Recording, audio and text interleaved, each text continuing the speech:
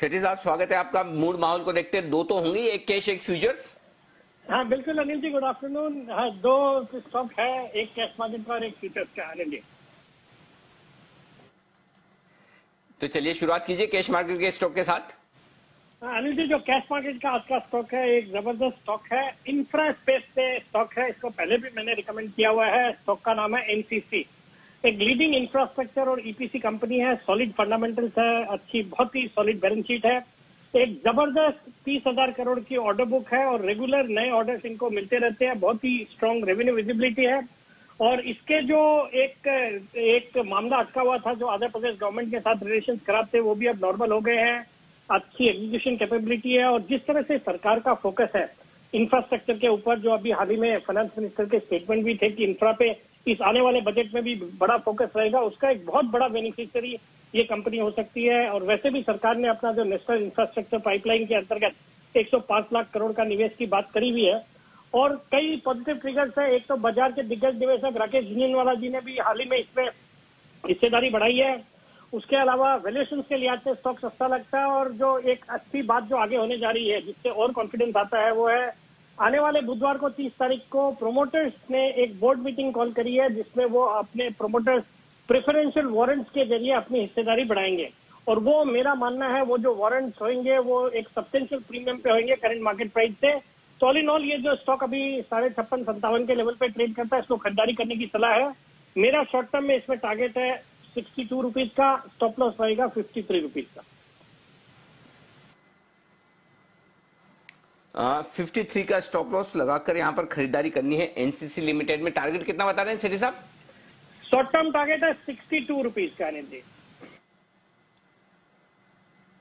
Okay, और इसको आप कम से कम 30 तारीख के लिए, अगले बुधवार के लिए खरीद कर रखें, क्योंकि बुधवार को बड़ी अहम बोर्ड बैठक है। इस बोर्ड बैठक में विचार इस बात पे किया जाएगा कि प्रोमोटर्स को वारंट्स इश्यू किया जाए। तो इसका मतलब ये है कि अगर प्रोमोटर कह रहे हैं कि भाई हम यहां पर स्टेक खरीदने को तैयार है, इन दामों पर खरीदने के तैयार है, तो आपका कॉन्फिडेंस अपने आप बढ़ जाना चाहिए। तो प्रमोटर्स की तरफ से जो खरीदारी के संकेत आ रहे हैं, स्टेक बढ़ाने के संकेत आ रहे हैं, वो काफी बढ़िया है। ऑर्डर्स अच्छे खासे एनसीसी को मिल ही रहे हैं। और तीसरी बात है कि बड़े दिग्गज इन्वेस्टर्स राकेश झुनझुनवाला जैसे यहां पर हैं। और चौथी बात जो है कि इंफ्रास्ट्रक्चर स्पेस में बहुत कम कंपनियां ऐसी जिनकी बैलेंस शीट मजबूत आपको नजर आए, तो उस लिहाज से भी आपके लिए ये बहुत ही बढ़िया आपके लिए एक स्टॉक हो सकता है एनसीसी, जिसमें खरीदारी करने के लिए 62 रुपए के टारगेट के साथ आप खरीदारी करके चल सकते हैं। ये राय है सेठी साहब की तरफ से। आइए बढ़ते आगे और सेठी साहब से लेते हैं दूसरी पिक भी उनकी पसंद की। सेठी साहब बताएं, दूसरा स्टॉक कौन सा चुना है आपने?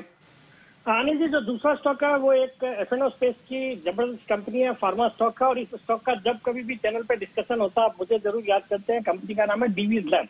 बिकॉज इस स्टॉक को मैंने पिछले साल बजट में, जब कोई एपीआई की बातें नहीं करता था, तब 1500-1600 के लेवल पे मैंने रिकमेंड करा था। क्या अनिल जी कुछ बोल रहे थे? हेलो। हाँ, तो अनिल जी, ये पिछले साल बजट के दिन मुझे अच्छे से याद है, बजट के दिन आपने रिकमेंड किया था।